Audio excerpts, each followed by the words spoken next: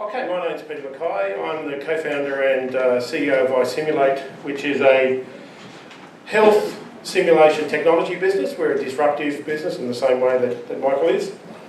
We started iSimulate in 2011 and done our first product in 2012, very quick turnaround.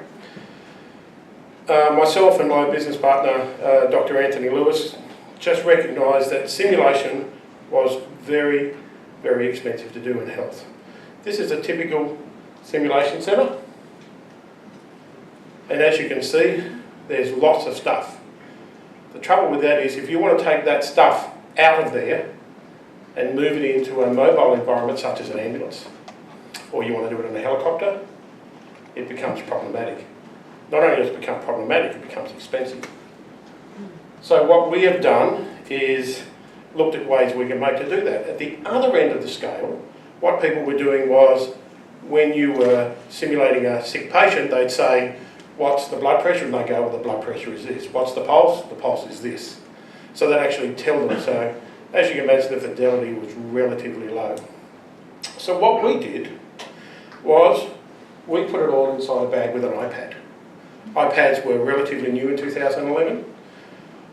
We decided that we would put the technology from the mannequins and from the simulation centre and we'd dump it in an iPad, and then we put the iPad inside a yellow bag and make it look like a real defibrillator, and it works. People go, oh, what model of defibrillator is that? Yeah, well, let me show you this. And it works really well. So as you can imagine, the cost of this is a lot less than the cost of the other one. So therefore you can use the big centres when you really need them for that very high-end simulation. For the rest of the time you can do some stuff like this. You can do it on the road.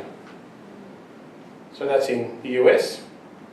And what that allows you to do is do simulations very simply, no power is required, you can just make it happen.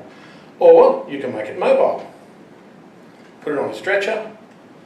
The Wi-Fi is inside the bag, so it doesn't matter where you go, you're connected, you can run your simulation using a second iPad. And there'll be somebody hanging around there looking inconspicuous, holding an iPad, driving the different waveforms on this. So essentially on any of you guys out here, I can put it on you and make you as sick as I want it to be, and then we can have some fun. Well, it's fun for health professionals, not much so fun for the patients. So we can take it out of the centre. So these are the countries that it's currently being used in. 38 countries in total, and none of these people require specialised staff. A whole industry has been built around somebody running the simulator when it's working, which is a lot of the time it does not. So we've reduced the cost of simulation by 75%, minimum, if not more sometimes. Some of these units can cost $200,000 to play with. So ours is around 10. That's our sort of sales figures over the last few years. Last year we doubled from 3 million to 6 million in the year. So that worked well for me. Actually got paid. And what we've done is we've disrupted the industry to the stage now that we're actually getting people to say, oh, talk about your business, will you? We're a venture capitalist.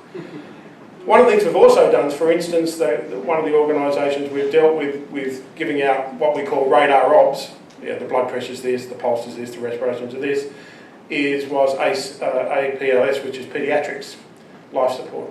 So in Australia and New Zealand now, every paediatrician from now on will be trained using our equipment rather than radar obs.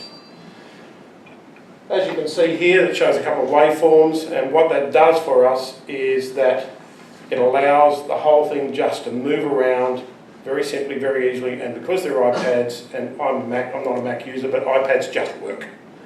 So, and then you can introduce human factors into simulation, which has been very hard before. So this person here is just acting as a normal relative in a crisis situation. And we can just move it anywhere we want.